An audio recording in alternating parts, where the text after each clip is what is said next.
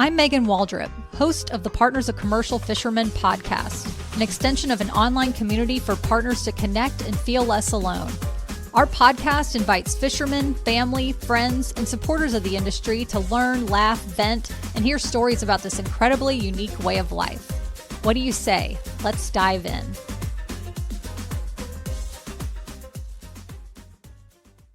Hello, beautiful community, and welcome back to the Partners of Commercial Fisherman podcast. I just love spending time with you each week. And if you're new here, I'm your host, Megan Waldrop, and this is the incredible podcast where we dive deep into what it really means to love someone who works on the water. And not only that, a commercial fisherman.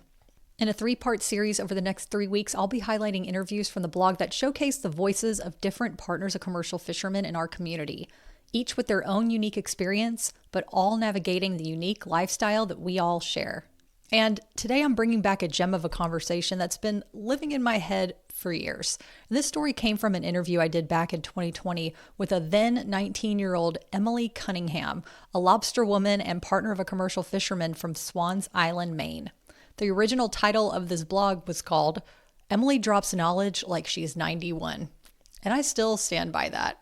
And what struck me about Emily wasn't just that she worked on a boat as a sternman, a job many of us wouldn't think twice about taking on, but how clearly she saw the emotional demands of the lifestyle, even at 19. And I reread this interview recently and I thought, you know what? This still hits. So let's revisit it together. I'll be reading her quotes and weaving in a little commentary along the way. And I'm excited to hear if you guys can relate to this. Let's dive in. Okay, so Emily is originally from central Pennsylvania, not exactly a coastal town, right? And I know that there's many POCFs out there who also live in the middle of the country or in different parts of the world where they do not have access to the coastal town or are close to their fisherman's port. And within that, don't have community to relate to. I mean, I lived in Santa Barbara area. We were in Carpinteria near Santa Barbara. We were in Ojai, California near Ventura. I did not have a commercial fishing wife group to relate to. I had fishermen's wives that I'd see here and there through my father-in-law because he was the patriarch of this industry in the Dabney family, which I married into, my beautiful husband, Chris. It was really lovely to connect with these women, but it was so few and far between. So that's why I created this amazing community, because I wanted us, whether you live by a coastal community or not, I wanted us to have a chance to come together and see how much we can relate to this lifestyle and know that we're not alone in the ups and the downs and the challenging and the joy, all the things. We can relate to this. And so let me go back to Emily. Like I said, she's from central Pennsylvania, but love brought her to Swan's Island, Maine, where she works with her partner, Marshall, on the FV Josephine Reagan.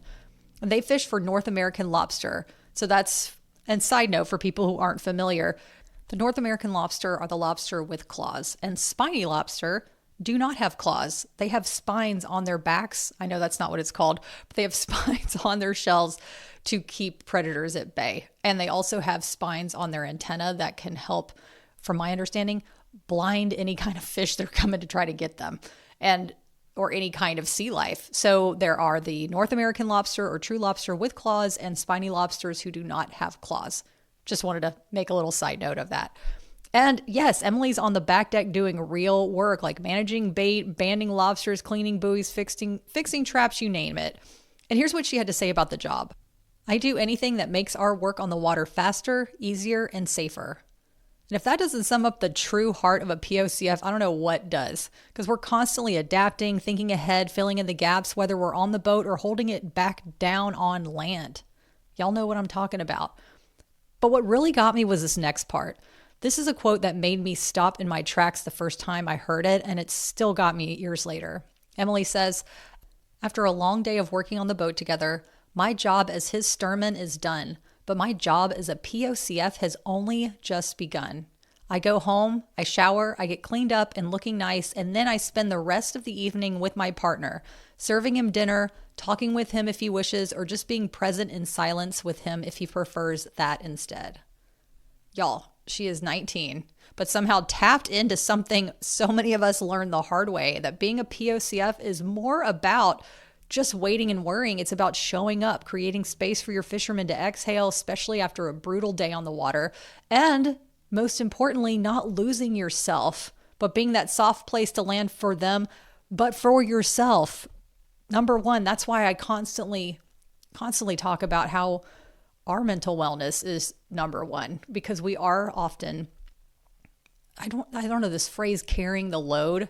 You hear that a lot, but we're often faced with a lot of other people's emotions and energies, right?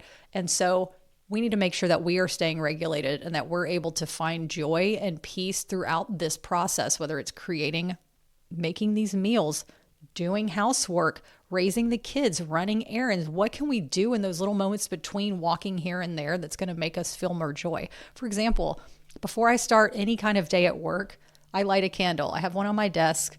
I take a deep breath or two or three, and then I open my computer and I get after it. It's the little things like that are going to help you feel more grounded, because life is an adventure, especially if you're a partner of a commercial fisherman, as many of us have realized. And then Emily drops this truth bomb. There's one subject that we're constantly talking about, whether on the podcast or in our Partners of Commercial Fishermen community, and that is safety. And here's a hard truth. Did you know 8 out of 10 fishermen lost at sea weren't wearing a PFD? It's time to change that. At Kent Safety Products, they make life-saving gear designed for real fishermen. No bulk, no hassle, just protection that works when you need it most. They also have the most Coast Guard approved PFDs on the market. So whether you're fishing in hot or cold environments, a fisherman can find one to fit their needs. And partners, let's just pause for a moment and think about how much it would ease stress to know that your fisherman is protected each time they go to sea. It's a lovely thought, right? And as a side note, we only partner with companies that have heart, those who truly want the best for our fishing communities and have high quality products. That's why I am proud to have Kent Safety Products as a sponsor. Visit kentsafetyproducts.com and find the right PFD for you and your fishermen. That's kentsafetyproducts.com. She says, commercial fishing is a tough, stressful job, so I try my best to be the opposite of that. Let's pause on that for a second, because that hits exactly what we were just talking about. Commercial fishing is a tough, stressful job, so I try my best to be the opposite of that. And it doesn't mean being perfect or never having your own hard days. It means being conscious about what kind of energy you're bringing into the space when your fisherman is exhausted, physically wrecked, and mentally maxed out. And sometimes just being there is the most loving thing you can do. And let me say, it's also being conscious of what energy you're bringing into the space for yourself. How are you going to navigate when your fisherman is exhausted or maybe is in a mood? How do you make sure that you are protecting your energy so that you are still thriving and you're not living within somebody else's energy bubble or any kind of anger or stress or sadness that's going on around you? How can you check in with yourself to make sure that you are protected? And one of my favorite tricks, I learned this from a book that I read called The Empath's Survival Guide by Dr. Judith Orloff. I'll put a link in the show notes. But it's talking about whenever you feel that your energy or your mood shifts instantly, you have to ask yourself, is this how I feel, or is this somebody else's energy that I'm taking on? And that's a really great way to kind of step back and be like, why do I feel so stressed out right now? Why do I feel triggered right now? Or why am I feeling totally, I don't know, any kind of emotion right now when 2 seconds ago I was totally thriving? Are these my feelings, or is this something that I'm taking on from somebody else? Passing that along, because it's definitely been helpful in my life, and I hope that it is helpful for you too. And now, before we go, I want to highlight one more thing that Emily shared. It's a mic drop moment about supporting our domestic seafood industry. And I know this is how POCFs feel all the time. And if you're not a POCF and you're a supporter of, thank you for being here. And this is just a lovely reminder. The answer is simple. Eat seafood, wild-caught seafood. But the application of the answer is trickier than you might expect. She explains that a lot of seafood in stores, especially landlocked places, are illegally or unsustainably harvested overseas. It's sold cheap, but that cheapness comes at a cost to our oceans and to our local fishing communities, and also supporting some really incredibly inhumane practices of people processing seafood overseas that is similar to sweatshops, y'all. It's absolutely terrible. And so if you're able to support local seafood, number one. Support your local fishermen. Number two, support wild caught seafood. Number one, that's going to be the highest quality seafood that you can get on the market. Test it next to any other seafood on the market.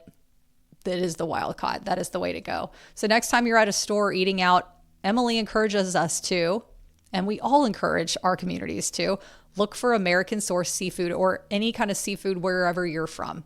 Wild caught seafood, whatever country you're from. Ask where it came from. I always ask where the heck my seafood comes from. And hopefully they're telling the truth. It's wild caught from North Carolina, where I am currently right now, or in California, where we go. And also to support restaurants that source directly from fishermen.